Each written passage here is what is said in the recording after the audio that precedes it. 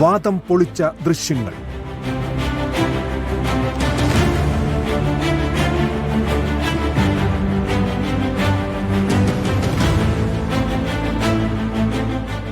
സഹോദരൻ സ്കൂട്ടർ ഓടിച്ചു എന്നതിന്റെ പേരിൽ 19-കാരിക്കെതിരെ അന്യായമായി കേസെടുത്ത സംഭവത്തിൽ കാസർഗോഡ് സ്പെഷ്യൽ ബ്രാഞ്ച് ഡിവൈഎസ്പി ജില്ലാ പോലീസ് മേധാവിക്ക് നാളെ റിപ്പോർട്ട് സമർപ്പിക്കും.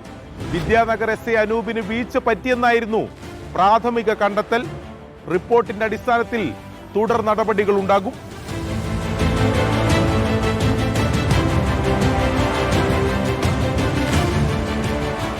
പത്തൊൻപതുകാരിയായ മേനങ്കോട് സ്വദേശി മാജിദയുടെ സഹോദരൻ അപകടകരമായ രീതിയിൽ സ്കൂട്ടർ ഓടിച്ചു എന്നതിന്റെ പേരിലാണ് RC ഓണർ കൂടിയായ മാജിദക്കെതിരെ വിദ്യാനഗർ പോലീസ് കേസെടുത്തത്. എന്നാൽ സംഭവത്തിന്റെ CCTV ദൃശ്യങ്ങൾ പുറത്തു വന്നതോടെയാണ് പോലീസിന്റെ വാദങ്ങൾ പൂർണ്ണമായും പൊളിഞ്ഞത്.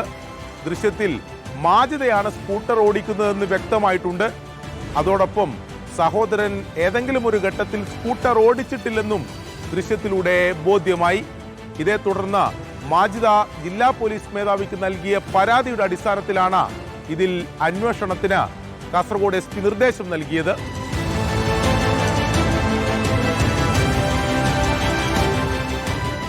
പ്രാഥമികമായ അന്വേഷണത്തിൽ തന്നെ കേസ് രജിസ്റ്റർ ചെയ്ത വിദ്യാനഗർ SI അനൂപിന് വീഴ്ച പറ്റിയിട്ടുണ്ടെന്ന് കണ്ടെത്തിയിട്ടുണ്ട്.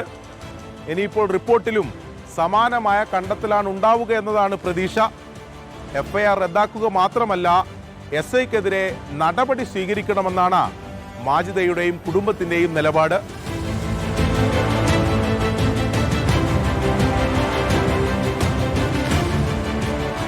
പുറത്തുവന്ന CCTV ദൃശ്യത്തിലൂടെ പോലീസിന് സംഭവിച്ച വീഴ്ച പകൽ പോലെ വ്യക്തമായിട്ടുണ്ട്.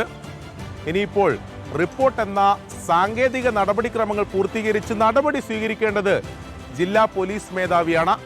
അതുണ്ടായില്ലെങ്കിൽ മുഖ്യമന്ത്രി ഉൾപ്പെടെ സമീപിക്കുമെന്നാണ് മാജിദയും കുടുംബവും പറയുന്നത്.